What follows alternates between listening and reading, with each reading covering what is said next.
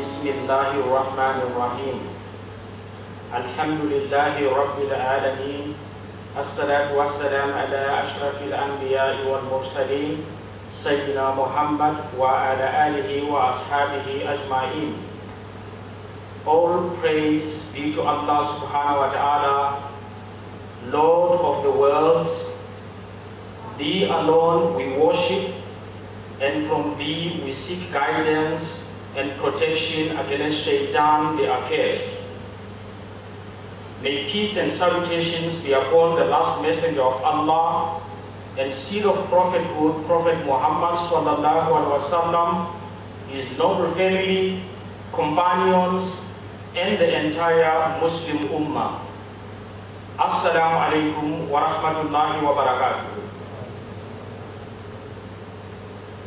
We would like to welcome as well the listeners at home who are live streaming and listening to the live talk today.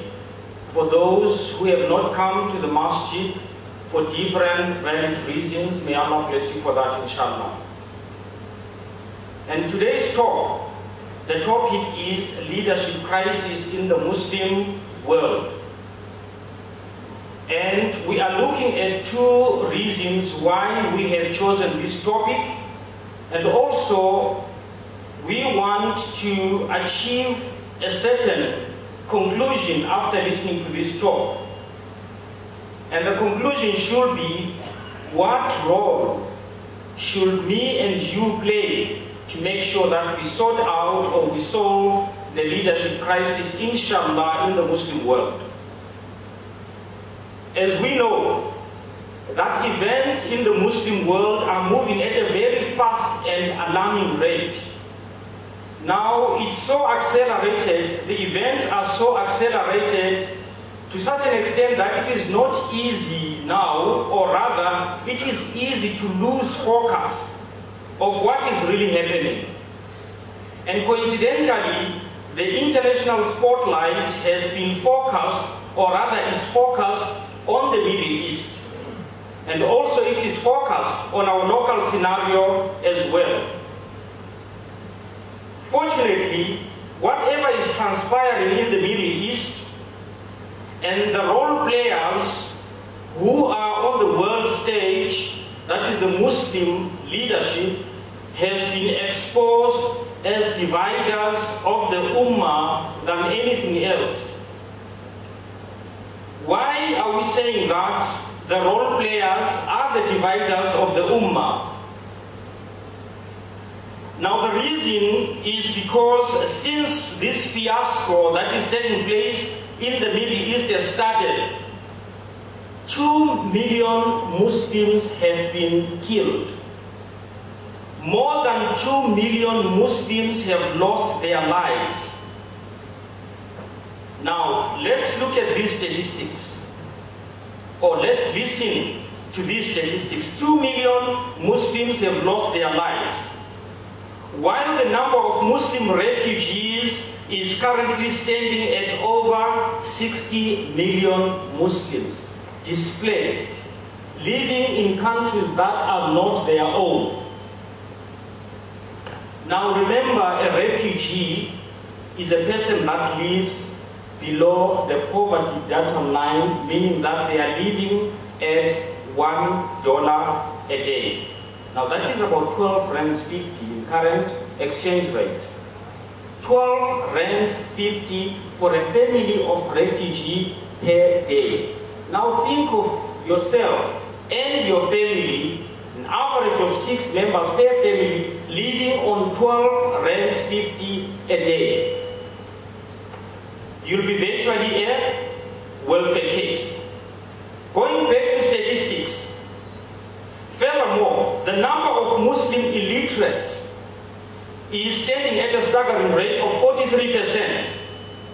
43% of the Muslims that are affected by this destabilization are illiterate. In other words, they cannot read or write. Now, what is the reason? The reason is that the educational system and the educational infrastructure have been destroyed. Now, let's concentrate on this one.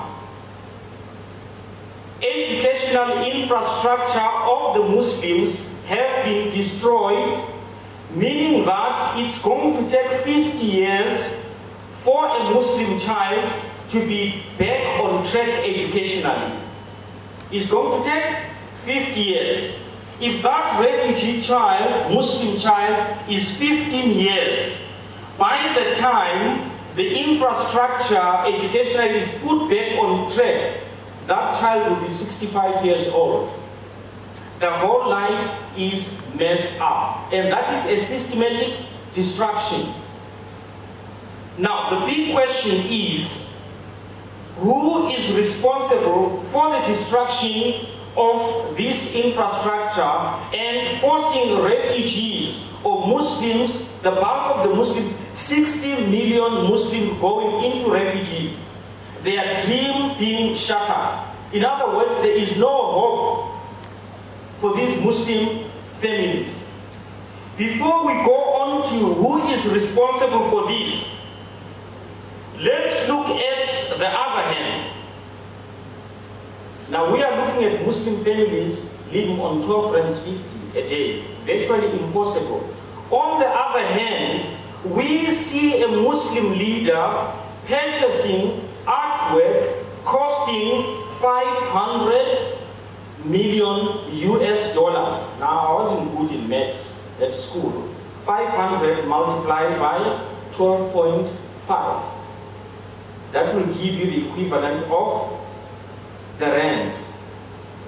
That should be into billions. One artwork.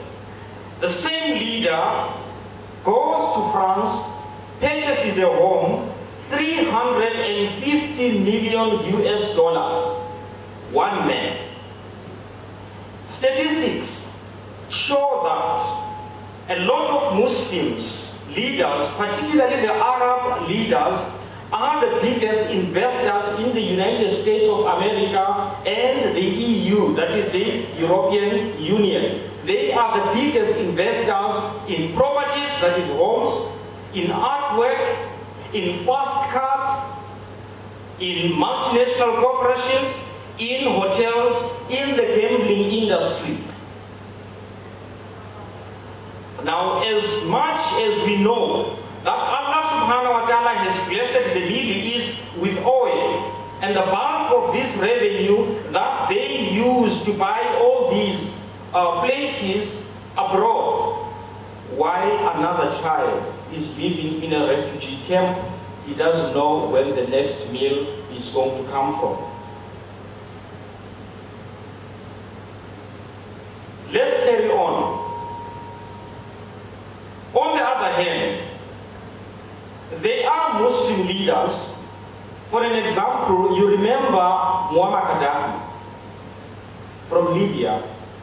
There are those who have got conscious and want to use the God-given natural resources to empower their own people and make sure that there is nobody in that particular country who lives beyond the poverty, or rather below the poverty datum line. Muammar Gaddafi did that. He made sure that the oil revenue and other revenues are utilized to make sure that everybody lives equally and everybody goes to bed with a full stomach, as was advised to us by Rasulullah sallallahu alaihi wasallam when he said, you are not a Muslim when you go to bed when your neighbor is hungry. Muammar Gaddafi, he tried to make sure that all the African leaders follow suit and make sure that the resources in their country are utilized to make sure that everybody is living equally. And obviously this did not go down very well with the oppressors of the world, including Muslim leaders who demonized Muammar Gaddafi. The media machinery around the world, what did it do to Muammar Gaddafi? They made sure that they demonized him, they defied him, they made sure that when we look at Muammar Gaddafi, you'll want to spit. They did not stop there. They made sure that Muammar Gaddafi is killed. And today, where is Muammar Gaddafi? We know what has happened in Egypt. Our Sheikh here, Sheikh Ataya, will tell us better. In Egypt, you've got a group of brothers, Muslim Brotherhood, who tried to legitimize the equality of people living in Egypt. And they made sure that they participate on the platform, on the political platform. They participated until they gained support of the masses and the majority. They won the elections legitimately. They did not last, I think it's 6 months, 1 year. And they were led by Sisi. Yes, they were led. Okay. Now, what happened to Muslim Brotherhood? They made sure that they did not last. Again, the same oppressors around the world made sure that they did not allow the Muslim Brotherhood to rule. Because the concepts that they came with is that we are all equal and the resources of the country must be utilized for justice. And Mursi, the leader of Muslim Brotherhood, was arrested. He is still languishing in prison as we speak today. And who took over? A person who is now running what is similar to a military junta, and that is Abdel Fattah al-Sisi. And Abdel Fattah al-Sisi, now coming back to the topic of leadership crisis, he is a Muslim and yet going to beg with countries like Israel, countries like the United States of America, countries like Italy, countries like France and Britain, who are open enemies of Muslims. That is on the international scenario. We have seen what has happened in Syria. Chaos upon chaos. Muslims fighting Muslims. Muslims butchering Muslims. The worst part of it is that these political leaders, what do? They pay or train and pay the ulama, so-called scholars, and they pay them huge amounts of money, and they infiltrate the universities, so-called Islamic universities, and produce alims who come with fatwas to legitimize the killing of a Muslim by another Muslim. We see what is happening in countries like Saudi Arabia, in countries like even Syria itself, Lebanon, Bahrain, Yemen, etc., whereby butchering is taking place, and then a mufti of that particular country, paid by the Zionist machinery, come up with fatwa and say it is okay.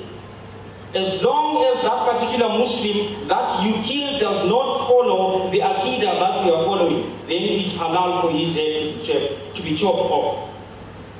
We have seen ISIS coming up with extremist ideologies to butcher another innocent Muslim in the name of saying that one does not follow my Aqidah or that one does not follow my ideology. This is not only happening in the Middle East, coming home. Let me take you a little bit back in history of South Africa and the pivotal role that the Muslims have played. Now, in South Africa, to liberate this land, to liberate this country from oppression, we know it was called apartheid. Now, during the time of apartheid, we know that the Muslims were divided into two, or rather those who were on the forefront of the Muslim communities. We had the so-called ulama, or the leadership, that advocated that it is not permissible for a Muslim to be at odds with the government of the day. We've got a group calling themselves Council of Theologians, or Council of Muslim Theologians, who even issued fatwas that it is haram to participate in politics. Now you remember last month there was a ruling by the justice system in South Africa of Ahmed Timol. You remember Ahmed Timol? Most of you know him personally, they've met him personally. Ahmed Timol is an activist, Muslim activist, who died in jail, and now his death was attributed to suicide. They said he committed suicide. And then his mother, she fought tooth and nail to say, never, my son can never commit suicide. She approached the ANC-led government to say an inquest have to be reopened and reinvestigated to see what killed Ahmad Timol. And then, in a landmark ruling, the justice system found out that Ahmad Timol did not commit suicide. Ahmad Timol was murdered by the apartheid machinery. Now, why am I mentioning this? Very important. The issue of Ahmad Timol. This is a woman, the mother of Ahmad Timol. She said, I'm not going to rest until my son's justice is met. And what did the ulama say about Ahmad Timol? They demonized him. Some even went to the extent of calling him a kafir, because he participated in the liberation struggle of the oppressed people of South Africa. A mother, a woman, defenseless, she fought one woman alone. This should put shame to the ulama of this country who demonized Ahmad Timol. Look at the importance of the mothers. More powerful than the so-called leadership of the Muslims. Same thing happened to the Cape Town activist, Imam Harun. Imam Harun, may Allah be pleased with their souls. Imam Harun, same scenario in Cape Town. When he stood with the oppressed people of the townships in Cape Town, what did the NJC say? Most of the ulama councils in Cape Town, they demonized Imam Harun and they called him a kafir, a person that is not supposed to be aligned with because he's participating in politics, and politics is haram. In Gauteng, we've got a man that spent 25 years in prison, Ahmed Kathrada.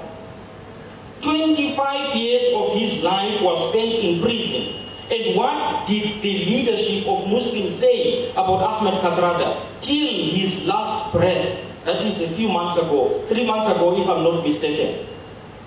When this man who sacrificed 25 years of his life in prison, and coincidentally when he was in prison, the man managed to educate himself and get a PhD degree. Not only one, he upgraded himself in jail and got another PhD degree. When he came out of jail, he excelled himself and improved himself and got more honorary degrees. That was Ahmed Kathrada. And when he died, what did our ulama say? They jumped on the bandwagon and say Ahmed Kathrada is a kafir. Our own Muslim leaders again. A man who sacrificed 25 years of his life in jail to do what? To liberate the oppressed people of this country. And he was demonized to kufr. That is our leaders that we have. Now, in Zulu, there is a saying, umuntu ngumuntu ngabantu. Umuntu ngumuntu ngabantu. A person is a person by the people. And then again, a similar idiom says, inkosi, yinkosi ngabantu.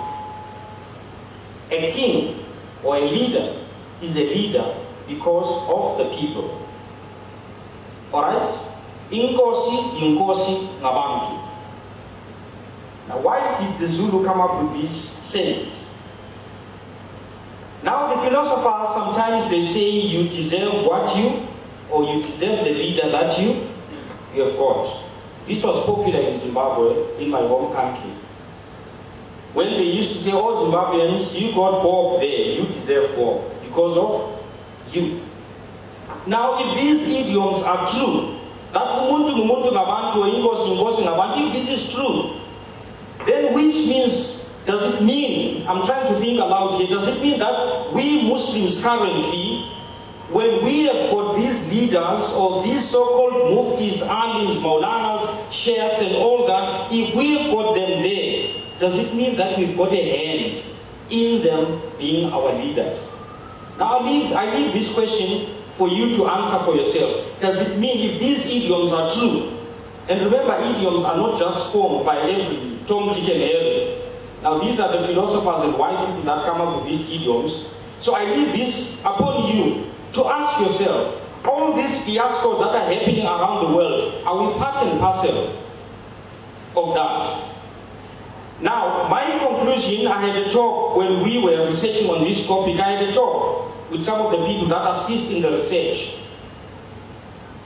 I said it's true that we are responsible. First of all, starting with us, the kind of life that we are living, that makes us not to worry about the kind of leaders that we have. Last week, in our messages session of the talk here, we mentioned issues like Muslims participating in gambling outlets, Muslims participating in haram platforms, to the extent that even the non-Muslims are questioning us and saying, but you Muslims, aren't you supposed not to participate on these platforms?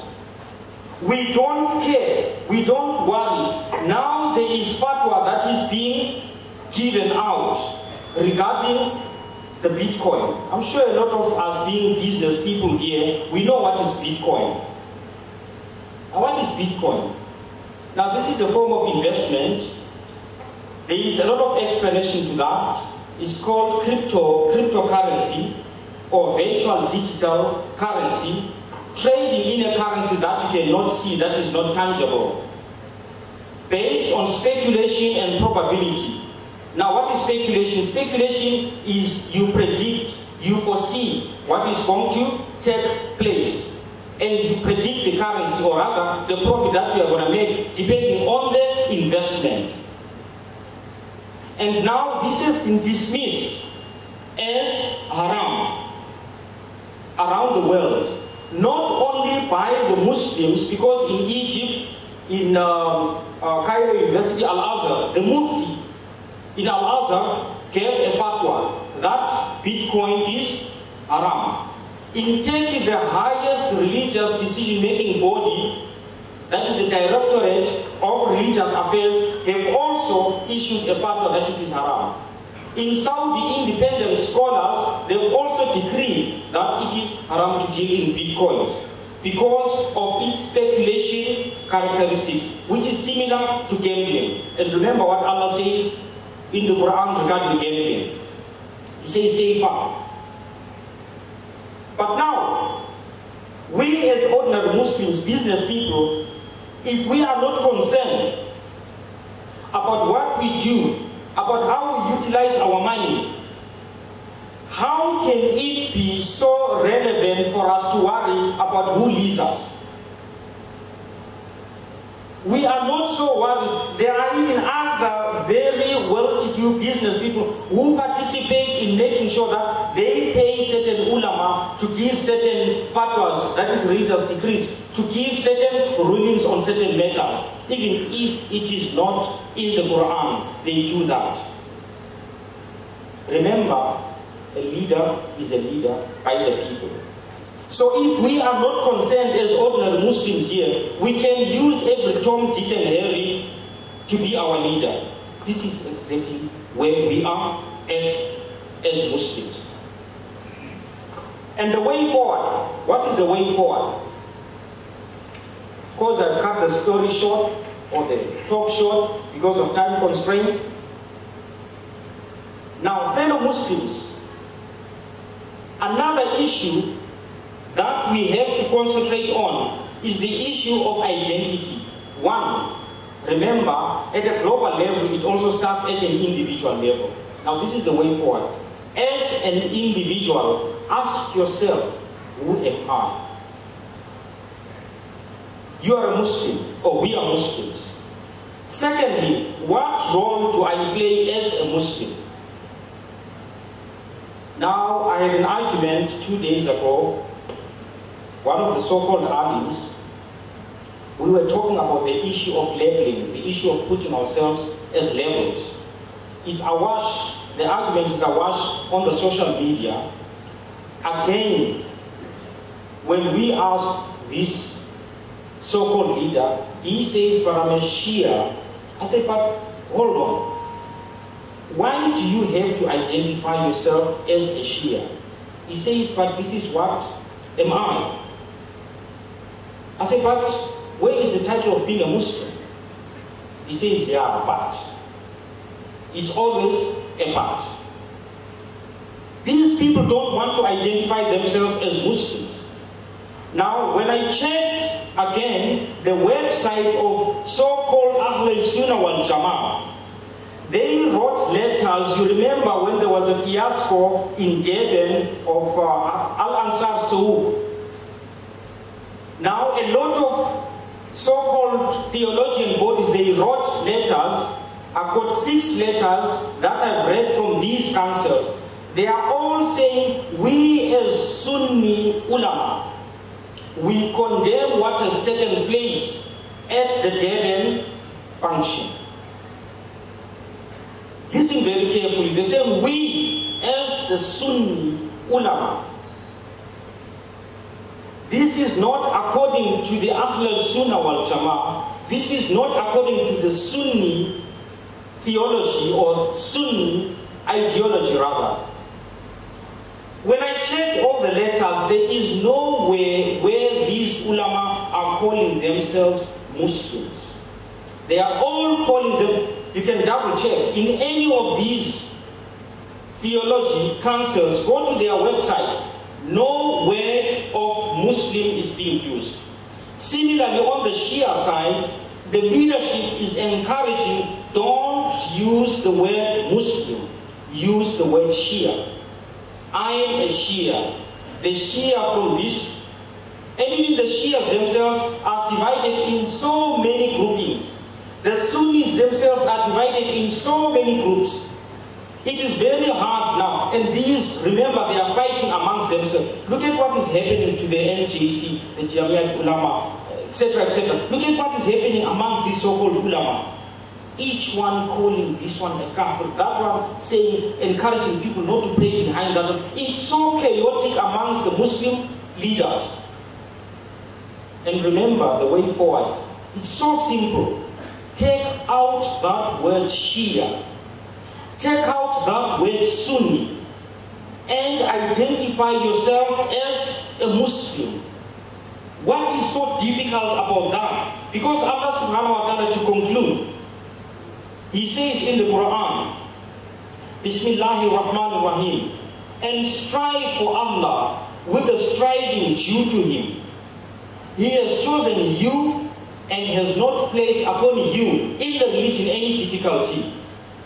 It is the religion of your father Ibrahim. Allah named you Muslims. Allah named you Muslims. Before in former scriptures and in this revelation, that is the Quran, that the messenger sallallahu alaihi wasallam may be a witness over you and you may be witness over the people. So, establish regular salah, give zakat, and hold fast to Allah. He is your protector, and excellent is He as a protector, and excellent is He as a helper. This is in Surah Hajj, verse 78. Simple advice from your Creator, Allah subhanahu wa ta'ala. Number 1, call yourself a Muslim. Number 2, follow the religion of Nabi Ibrahim. And follow the religion of Nabi Muhammad sallallahu alaihi wasallam. Establish regular prayer and establish regular salah. Then you'll never go astray. But once you're today around the world. Assalamu alaikum wa rahmatullahi wa barakatuh.